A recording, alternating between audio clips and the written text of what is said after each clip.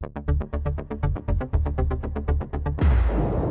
friends, I am HBK. You're watching International Leaks.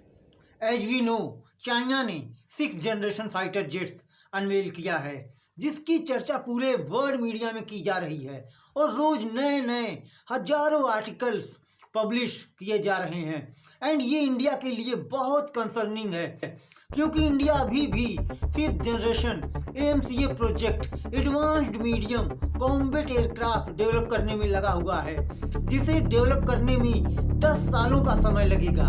और इसी के साथ इंडिया चाइना से बहुत ज़्यादा पीछे रह गया है when it comes to fighter jets. Meanwhile India को यूरोपियन कंट्रीज से 12 ऑफर मिला है for next generation fighter jet project, जिसे इंडिया ज्वाइन कर सकता है। ये आप यूरोपियन मीडिया का आर्टिकल देख सकते हैं। India gets dual offers for next generation fighter projects, और इसे इंडियन मीडिया ने भी कवर किया है।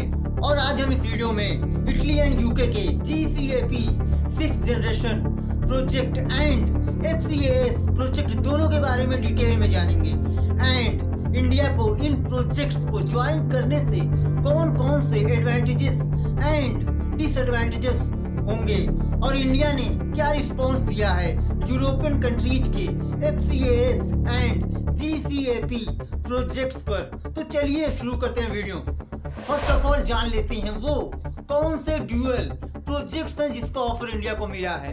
देखिए, फर्स्ट ऑफर इंडिया को मिला है जर्मनी एंड स्पेन के future combat air system FCAS का, जो एक फ्लैगशिप यूरोपियन प्रोजेक्ट है, जिसमें यूरोपियन कंट्रीज मिलकर 6th generation fighter jet develop कर रही हैं। एंड सेकेंड ऑफर है यूके, जापान, इटली के कंसोर्टियम से, जिसमें इंडिया को global combat air program GCAP में पार्टिसिपेट करने को ऑफर मिला है। I hope you got it. Now India के पास दो ही ऑप्शंस हैं, या तो यूरोप का FCAS और GCAP 6th generation fighter jet program join करे, या खुद के indigenous 5th generation AMCA program पर फोकस करे। क्योंकि इंडिया का AMCA प्रोजेक्ट जब तक कंप्लीट होगा, वो भी 10 सालों में, तब तक दुनिया के कई देश इंडिया से बहुत आगे निकल चुके होंगे।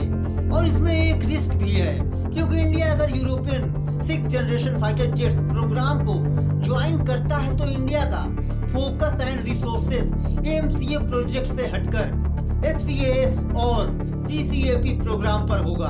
According to Indian media, India हो सकता है यूरोप के दोनों प्रोजेक्ट्स FCAS एंड GCAP को रिजेक्ट कर दे एंड खुद के AMCA प्रोजेक्ट पर फोकस करे।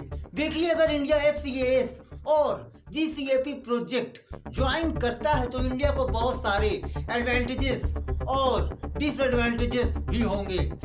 जैसे इंडिया को European aerospace expertise and a direct pathway to state of the art technologies का एक्सेस मिलेगा।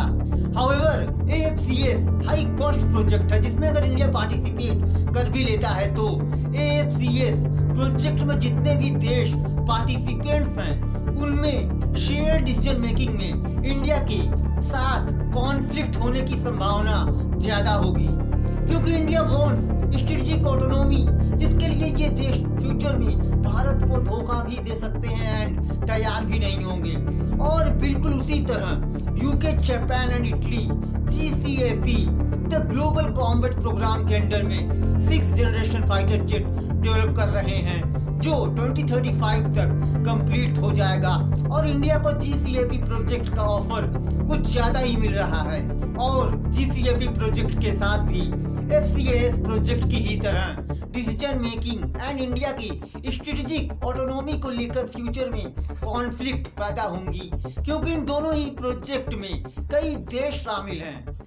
देखिए, इंडिया के FCAS और GCAP प्रोजेक्ट को ज्वाइन करने से इंडिया को 6th जनरेशन टेक्नोलॉजीज की एक्सेस तो जरूर मिल जाएगी, पर इंडिया को इस तरह की पार्टनरशिप में इन्वॉल्व होने से इंडिया को अपने सेंसिटिव डेटा, कॉम्प्रोमाइज और की डिसीजंस और AMCA प्रोग्राम के रिसोर्सेस को शिफ्ट भी करने की जरूरत होगी, जो इंडिया मुझे नहीं लगता आगे करेगा। Meanwhile, MCA remains at the core of India's defense strategy as a platform जिससे इंडिया अपनी एयरफोर्स को मॉडर्नाइज तो करेगा ही एंड इसी के साथ ये एक स्टेपिंग स्टोन होगा for developing a fully indigenous 6th generation fighter jet. और अभी के लिए डीआरडीओ की कमिटमेंट इंडिया के खुद के एमसीए प्रोजेक्ट पर है, जिसका मतलब foster domestic innovation and reduce dependence on foreign countries. At the same time global defence landscape बहुत ही तेजी से इवॉल्व हो रहा है।